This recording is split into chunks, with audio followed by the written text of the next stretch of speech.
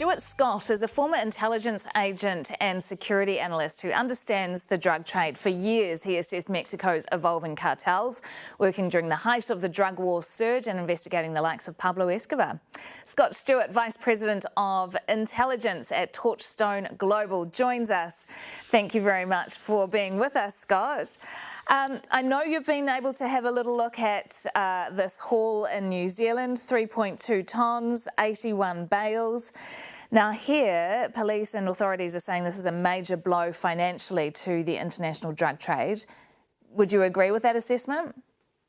Well, certainly it's a big loss, and somebody's taking a big cut. The thing that we need to remember though is the economically the cost of it.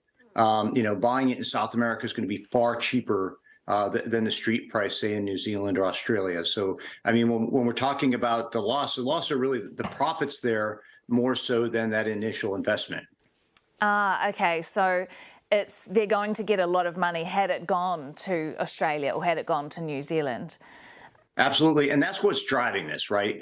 When we look at the kind of the retail prices of drugs in New Zealand and Australia right now, cocaine's become a very popular club drug, and so the prices are pretty high, and because of the difficulty of getting it there, also kind of leads to the economics, right, of the high price, and so they're going to take a lot more chances to try to get it to fulfill that demand, because they're again selling 1 kilogram there is like selling maybe 100 in the United States.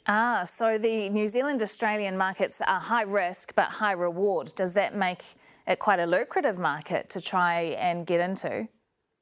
Yeah, exactly. That's what it's all about, and and a lot of that's driven by kind of demand and taste, right? It seems that in the club scene in Australia in particular, that methamphetamine's kind of falling out of favor, and that the cocaine's become kind of the drug of choice or of preference, and so that demand is really what's driving the price, and that's what's driving the trafficking. So it's all the economics. Does a seizure then of this amount, will it really stop them trying if they know that perhaps the next drop might get through and they're going to make such big profit? No, actually, I mean, basically the large organized crime groups that engage in, especially that size of a shipment, they kind of expect to take some losses, and that's kind of, written into their business plan, if you will. Somebody may have to pay the price for this lost load, in the hierarchy somewhere, but it's just, seen as the price of doing business. They lose one load here, but perhaps they get 3 or 4 loads through. What do you think are the chances that authorities will be able to actually track someone down and hold them responsible? There were pictures on some of these bales there was a bat, there was a 4-leaf clover. Does this give any signal as to who is behind this, or is it very hard to track them back to the source? No, a lot of times what will happen is they usually call those markings, a stamp. So generally the stamps on the kilos will kind of show the ownership, and kind of who purchased and who that particular kilo belonged to. And really through investigation on the ground, in places like Australia, they should be able to figure out which syndicates, owned which of those bricks.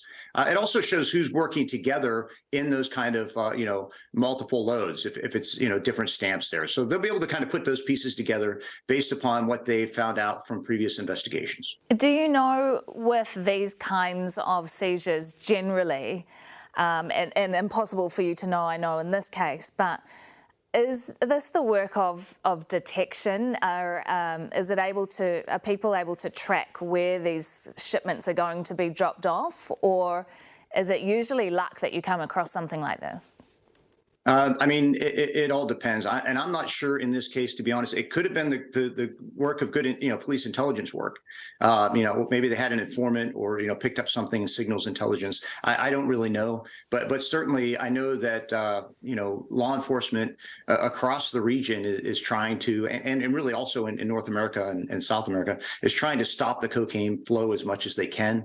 But it's very difficult to do because traffickers are very flexible, very adaptive, and obviously they have a huge profit motive to continue the trafficking.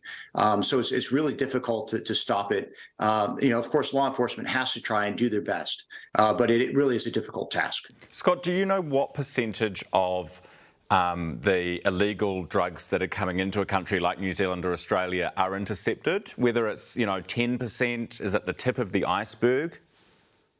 Actually, that's all, it's very conjecture. I would say it would be, that would probably be the high end. Would probably be something like a 10%.